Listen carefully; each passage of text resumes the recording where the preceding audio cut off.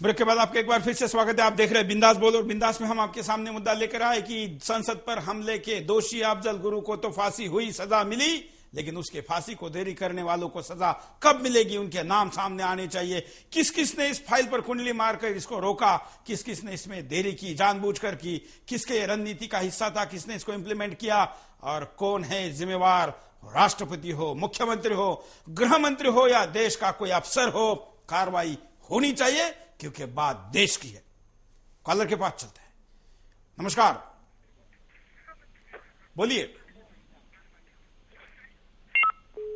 शायद कॉलर से हमारा संपर्क टूट गया है। आप भी कॉल कर सकते हैं, अपनी बात को रख सकते हैं। हम कहेंगे कि अच्छा समय आपको जब कॉल का मिलता है तो पूरे इंस्ट्रक्शन को फॉलो करके अपना कॉल करें तो आप ज्यादा अच्छी बात कह पाएंगे। अगले कॉलर, नमस्कार। हाँ सुरेश जी, बोलिए। हेलो। हाँ सुरेश जी,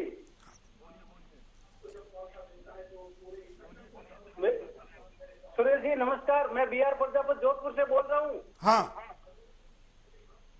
सुरेश जी, मैं बीआर प्रजापत जोधपुर से बोल रहा हूँ। मैं ये कहना चाहता था कि अफजल गुरु को आज फांसी हुई है तो बहुत ही खुशी की बात है। धन्यवाद। खुशी जता रहे देशवासी, अपनी बात को रख रहे, और देश भर में दुनिया के कोने कोने में बैठे भारतीय अपनी बात को भी इसके साथ रख रहे। हम एमएमएस दिखाते हैं आपको। लेकिन जिस तरह से आज अफजल गुरु को फांसी दी गई है, लेकिन इतना समय क्यों लगाया गया, उसे फांसी अब क्यों दी गई? हमारे देश में क्राइम दिन प्रतिदिन बढ़ते जा रहे हैं और क्राइम को रोकना है तो हमें जल्द शीघ्र से शीघ्र डिसीजन लेना। अफजल गुरु को फांसी देने के मामले में मनिंदर सिंह बिट्टा, इनका आतंकवाद विरोधी जो मोर्चा है, इसने निर्णायक भूमिका निभाई। एकमात्र ऐसा नेता है जिसने ये किया कि इन परिवारों को सारे प्रकार की मदद की, मॉरल सपोर्ट दिया, विभिन्न मंचों पर इनको लेकर गए और इसको अंजाम तक पहुंचाने तक उनका साथ दिया। आज उन्होंने अपना दुख व्यक्त किया सारे परिवारों के साथ प्रेस के सामने। देखिए। जिन्होंने गोलियां, बम, जो कुछ भी चल रहे थे, इनके पतियों के हाथ में हथियार थे आतंकवादियों का मुकाबला करने के लिए। इनके पति के पास कैमरे का हथियार था दुनिया को दिखाने के लिए कि पाकिस्तान आईएसआई ने क्या साजिश की है। मौत को गले लगा लिया, उस पत्रकार ने मौत का कफन बांध लिया, शहादत दे दी। एएनआई का कैमरामैन था जो दुनिया की पूरी न्यूज जाती है, पर कैमरे को छोड़ा नहीं। और भी यह प्रतिक्रिया हम आगे डिटेल में दिखाते हैं। बिट्टा की दूसरी प्रतिक्रिया। बुरा ना मानिएगा, पति इनके चले गए, पिता इनके चले गए, बच्चे इनके चले गए, शरीर आधा मैंने गवा लिया। हमारी लाशों पर राजनीति करेंगे वो? बुरा ना मनाइए, आप भी कराते हैं। शाम को रुमाल निकाल के रोज सब टीवी पे आ जाते, फेस पे मेकअप करके। कुर्बानियां हमने दी, कुर्बानियां इन्हें दी, ठेकेदार कोई और बन जाते। बुरा ना मानिए, आज आपको भी हमारी याद आ गई। बुरा ना मनाना। अभी चैनलों पे देखिए वही चल रहे हैं जिन्होंने कभी इनके परिवारों को एक भी किसी पॉलिटिकल पार्टी ने पूछा था कि नहीं। साथ जो शहीद हुए उनका परिवार खड़ा होता है या नहीं होता मुझे पता नहीं, पर जो साथ में शहीद हुए उनको लेके हम अपना अगला आंदोलन होगा। हम चाहेंगे कि उसी तरीके से ये भी फांसी सबको दी जाए। हम 9 परिवार एकजुट रहे। बिट्टा साहब ने हमारा बहुत साथ दिया। राष्ट्रपति जी को हम धन्यवाद करना चाहते हैं। 4 महीने के अंदर कसाब को फांसी दी, अफजल को दी।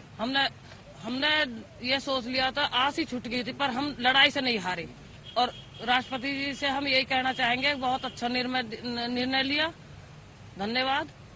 और आगे भी जो भी ये आतंकवादी जेलों में बंद है, इनको जल्दी जल्दी फांसी देगा। वीडियो कॉल के लिए कॉलर के पास चलते हैं, सुनते हैं। नमस्कार। इसमें अफजल गुरु को फांसी हुई, ये तो ठीक था कि सही हुआ कि अफजल गुरु को फांसी हुई। एक भारत का जवाब है टेररिज्म के अगेंस्ट। पर इसमें ये बात भी एक पहलू ये है कि ये एक राजनीति से ही जुड़ा हुआ एक डिसीजन था कांग्रेस का। धन्यवाद। अगले कॉलर के पास चलते हैं। नमस्कार। नमस्कार, मैं अंकिता जम्मू से बोल रही हूँ। हाँ बोलिए। क्योंकि ये बात सर्वमान्य है कि पेट में अगर दर्द आज हो रहा हो तो दवाई 12 सालों के बाद नहीं खाई जाती, और ना ही फिर बाद में उस दवाई का कोई महत्व रह जाता है। इसीलिए अफजल की फांसी में ये सत्य ही, ये जो हमारी प्रोवर्ब है, ये बिल्कुल लागू होती है कि justice delayed is justice denied. बिल्कुल। और क्योंकि जो लोग इस संसद में हमारे जितने भी जवान मारे गए, अल्टीमेटली उनका अपमान ही तो है। उनके परिवारों ने अपने मेडल वगैरह सब कुछ वापस किए। इसलिए मैं चाहती हूँ कि राजनीतिक गुनाहगारों को जरूर दोषी करार दिया जाना चाहिए, उन पे मुकदमा चलाना चाहिए। और क्योंकि ये हमारी सरकार की सबसे बड़ी गलती है, जितने भी ये लोग हैं उनको मिलकर ये प्रोटेस्ट करना चाहिए था कि ये जो लोग उनकी अफजल गुरु की फांसी को डिले कर रहे हैं, सबसे पहले इन्हीं को फांसी दी जानी चाहिए थी। धन्यवाद। धन्यवाद, बहुत अच्छी बात आपने कही। यह तो न्याय का सिद्धांत है कि न्याय में देरी का मतलब अन्याय है। ये अन्याय पूरे देश के साथ हुआ है, क्योंकि देश के खिलाफ जो न्याय हुआ उसमें न्याय होने में, अन्याय के खिलाफ न्याय होने में देरी हुई है। और दूसरा भी अच्छा शब्द यहां पर हमारे इस कॉलर भगिनी ने यूज किया कि राजनीतिक गुनहगार। आखिर राजनीति के लिए तो इसको रोका गया था। फांसी के बाद जो आज देश में हालात जो भी बने हैं या बनाने का नाटक चल रहा है, ये तो कभी ना कभी बनने थे, बल्कि शुरू में अगर किया जाता तो इतने नहीं बनते। इसके लिए जिम्मेवार जो हैं उनको भी सजा होनी चाहिए। अगले कॉलर, नमस्कार। हेलो, बोलिए साहब। मेरा नाम सचिंद्र है। मैं केवल एक बात इसमें कहना चाहता हूँ कि ये इतनी साधारण सी बात नहीं है कि अफजल गुरु को फांसी दे दी गई है, जो मुझे प्रतीत होता है। मुझे ऐसा लगता है कि ये कोई मजबूरी रही है कि इसको फांसी देनी ही पड़ी, कोई और इनके पास कोई चारा नहीं था, क्योंकि नरेंद्र भाई मोदी बहुत ऊपर उठने लगे और एक माहौल सा बनने लगा था इस बारे में। और हो सकता है, कोई बड़ी बात नहीं है कि इसी वर्ष चुनाव भी हो जाए, जैसे मुलायम सिंह जी ने भी कहा कि चुनाव होंगे, हो सकता है ये भी उसमें एक कारण हो। वरना अगर नहीं होता ऐसी कोई मजबूरी ना होती तो शायद और 20 साल उसको फांसी ना होती। बिल्कुल, धन्यवाद। वीडियो कॉलर के पास चलते हैं। नमस्कार, बोलिए। हाँ जी, हेलो। हाँ जी, मैं ये बोलना चाहता हूँ कि जो आप बोल रहे हैं कि भाई जो देरी की है इन्होंने, उसके लिए क्या सजा दी जाएगी।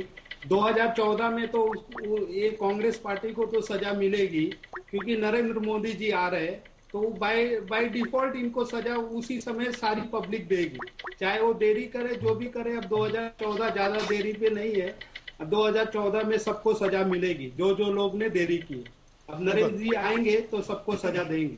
धन्यवाद। राजनीतिक सजा वोटों से दी जाती है, और आने वाले नए राजनेता जो भी आएगा, सत्ता में बैठेगा, उसकी जिम्मेवारी रहेगी कि पिछले गुनाह करने वालों की भी सजा दी जाए। हम दोनों चीजें होंगी ये देखेंगे, लेकिन ये ऐसे ही नहीं होगी। इसके लिए जन दबाव की जरूरत है, और वो दबाव आप बना सकते हैं, केवल आप बना सकते हैं और कोई नहीं। हम यहां पर परिणाम देखते हैं, क्या परिणाम। आतंकियों पर नेता हमेशा राजनीति करते रहेंगे। जिस तरह से अफजल के फांसी पर कभी दिल्ली सरकार तो कभी गृह मंत्रालय राजनीति करते दिखाई दिए, उससे देश में कोई अच्छा संकेत नहीं गया। आतंकियों की फांसी वोट बैंक का हथियार बन जाएगी। सरकार आतंकियों को न्यायालय के आदेश के बजाय वोट बैंक के अनुसार फांसी देती रहेगी। जब एक विशेष समुदाय के वोट की जरूरत हुई तो आतंकियों के फांसी को टाल दिया, और जब दूसरे समुदाय की जरूरत हुई तो आतंकियों को फांसी दे दी। देश के शहीदों को न्याय मिलने में हमेशा देरी होती रहेगी। हमारे जो जाबाज जवान अपनी जान पर खेलकर आतंकियों के इरादों को नेस्तनाबूद करते हैं, उनके परिजन न्याय पाने के लिए हमेशा दर दर भटकते रहे। मायूस होकर शहीदों के परिजनों ने मेडल तक वापस कर दिए, मगर सरकार कभी भी अफजल को फांसी देने को तैयार नहीं हुई। आतंकियों को बचाने वाले गुनहगारों को सजा नहीं होगी। आज अफजल को तो फांसी हो गई, मगर इस फांसी को लटकाने वाले नेता आज भी सत्ता का मजा ले रहे हैं। जब तक इन नेताओं को सजा नहीं मिलेगी, संसद हमले के शहीदों को सम्मान नहीं मिलेगा। फांसी में देरी से आतंकियों का मनोबल बढ़ेगा। जिस तरह से अफजल की फांसी में देरी हुई, इससे आतंकियों के हौसले बुलंद होते रहे। आतंकी फिर से हवाई जहाज अपहरण का प्लान बनाते रहे और जगह जगह आतंकी हमलों को अंजाम देते रहे। वीडियो कॉलर के पास चलते हैं। नमस्कार सुरेश जी, आपका आज का जो विषय है अफजल की फांसी में देरी क्यों, उस पर उसके गुनाहगारों को तो सजा अब मिलने ही वाली है, क्योंकि 2014 बहुत दूर नहीं है। और अब हमारे लिए ये इन सभी गुनाहों के लिए जो भी जिम्मेदार हैं वो बचने वाले तो वैसे भी नहीं हैं, पर हमें कम से कम अपने राष्ट्रपति जी को इस बात के लिए साधुवाद देना चाहिए कि उन्होंने उस फाइल को मंगा करके और ये पेंडिंग केसेस क्लियर कराए, जिसकी वजह से आज हम ये दिन देख पा रहे हैं। और इस बात का हर्ष तो सभी को होगा ही कि कम से कम हमारे टैक्स के खर्चे पर जो पल रहे थे लोग, उनके कुछ सफाया हुआ और इस धरती पर बोझ खत्म हुआ। इस बात का मुझे बहुत खुशी है। धन्यवाद। धन्यवाद। वैसे इस बात को मानना पड़ेगा कि प्रणब मुखर्जी के आने के बाद देश के 2 दुश्मनों को फांसी पर लटकाया गया। देश का राष्ट्रपति अगर राजनीतिक होता है तो उसका फायदा कैसे होता है, कम से कम ये यहां पर दिखता है। भले ही इसकी कोई मजबूरी भी रही हो या राजनीतिक डाव भी रहा हो, लेकिन जो भी हुआ है ये देश के हित में हुआ और इसके लिए राष्ट्रपति का आभार व्यक्त करना भी जरूरी है। अगले कॉलर। नमस्कार। सुरेश जी नमस्कार। बोलिए। जय हिंद। जय हिंद। बोलिए। मैं अशोक पंचाल दिल्ली से शादरा से बोल रहा हूँ। बोलिए अशोक जी। हाँ, आज अजमल गुरु की फांसी देने के बाद एक हुर्रियत कॉन्फ्रेंस के एक आदमी ने हिंदुस्तान को ऐलाने जंग की चेतावनी दी है। मैं कहना चाहता हूँ कि पाकिस्तान आतंकवाद का बहुत बड़ा पेड़ है और इसके पत्ते जो है पूरे हिंदुस्तान में कोने कोने में फैले हुए हैं। अब की बार चुनाव में हिंदुस्तान की जनता झाड़ू मारकर इन पत्तों को तो साफ कर देगी, मगर हुर्रियत कॉन्फ्रेंस जो आतंकवाद के उस पेड़ के बहुत मोटी टहनी है और उस पेड़ की जड़ को धीरे धीरे हिंदुस्तान की जमीन में अंदर फैलती जा रही है। उसका इलाज सिर्फ नरेंद्र मोदी ही कर सकते हैं। धन्यवाद। हमारे पास और भी कई कॉलर है और भी कई प्रतिक्रिया है, हम एमएमएस आपको दिखाएंगे। हमारे साथ वीडियो कॉलर भी जुड़े हैं, लेकिन हम आपको बता दें कि ये सारे कार्यक्रम केवल रात को 8 बजे से 9 बजे के बीच ही नहीं, तो आप कभी भी देख सकते हैं हमारे वेबसाइट www.sudarshannews.com पर भी। अगले वॉइस कॉलर के लिए चलते हैं। हेलो, नमस्कार। नमस्कार, मैं अनन्या दिल्ली से। बोलिए अनन्या जी। संसद पर हमले के षड्यंत्र में शामिल SAR जिलानी और शौकत गुरु को क्यों छोड़ा गया? क्या बड़े मछलियों को छोड़कर छोटे को नहीं लटकाया गया? धन्यवाद। न्याय प्रक्रिया के द्वारा कुछ विषय ऐसे हुए हैं जिस पर लोगों का भरोसा नहीं है, विश्वास टूटा है, लेकिन अब अफजल की बात हो रही है तो इस विषय पर हम बात को कंटिन्यू करेंगे। जो बात हमारे इस बहन ने ध्यान में ला कर दी है उसकी भी तफ्तीश करते हैं। हम यहाँ पर आपको और भी कई चीजें दिखाएंगे, लेकिन हमारे पास यहाँ एमएमएस से पहले उसको देखते हैं। लेकिन जिस तरह से आज अफजल गुरु को फांसी दी गई है, लेकिन इतना समय क्यों लगाया गया? उसे फांसी अब क्यों दी गई? हमारे देश में क्राइम दिन प्रतिदिन बढ़ते जा रहे हैं और क्राइम को रोकना है तो हमें जल्द शीघ्र से शीघ्र डिसीजन लेना। बिल्कुल। और जो जिस बात का जिक्र अभी थोड़ी देर पहले कॉलर ने किया था कि हुर्रियत के कुछ नेताओं ने देश को धमकी दी है, ये धमकी भी हम आपको दिखाना चाहेंगे कि जब इस प्रकार की घटना होती है तो देश का, सरकार की ताकत, यंत्रणा और उसका परिणाम करने का जो भी संसाधनों का विस्तार है वो क्यों नहीं दिखाई देता। जब आपने आम व्यक्ति को सड़क पर आकर इसके खिलाफ प्रतिक्रिया देने के लिए बंद किया है तो कुछ टीवी चैनलों पर सीधे इस देश को धमकी देने वाले क्यों खुलेआम अभी भी घूम रहे हैं। सरकार को, ये भारत सरकार के खिलाफ उनको युद्ध क्यों नहीं लगता? उनमें से कुछ धमकियां हम आपको दिखाते हैं जिन्होंने इस अफजल के फांसी के बाद सीधे सीधे सरकार को और इस देश के संविधान को चैलेंज किया है।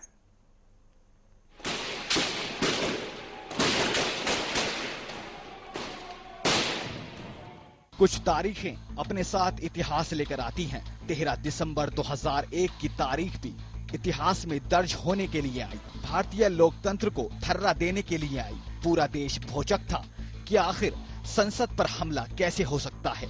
गोलियों की आवाजें, हाथों में AK-47 लेकर संसद परिसर में दौड़ते आतंकी, बदहवास सुरक्षाकर्मी, इधर से उधर भागते लोग, कुछ ऐसा ही नजारा था संसद भवन का। जो हो रहा था उस पर यकीन करना मुश्किल था, लेकिन ये भारतीय लोकतंत्र की बदकिस्मती थी।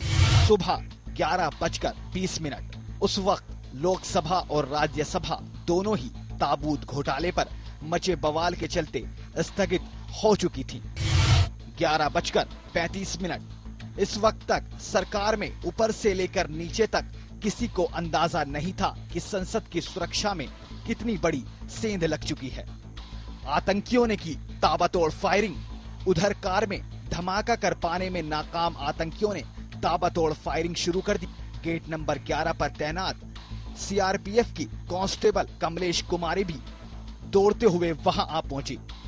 संसद परिसर में मची अफरा तफरी, संसद में फायरिंग और बम धमाके की कान फाड़ देने वाली आवाज के बीच शुरुआती मिनटों में पूरे परिसर में जबरदस्त अफरा तफरी मची रही। कई सांसदों को संसद के वॉच एंड वार्ड स्टाफ के लोग सुरक्षित बाहर निकाल कर ले गए। संसद के भीतर मचे हड़कंप के बीच पांचों आतंकवादी अंधाधुंध गोलियां दागते हुए गेट नंबर 9 की तरफ भागे जा रहे थे। हमला होते ही काटे गए फोन।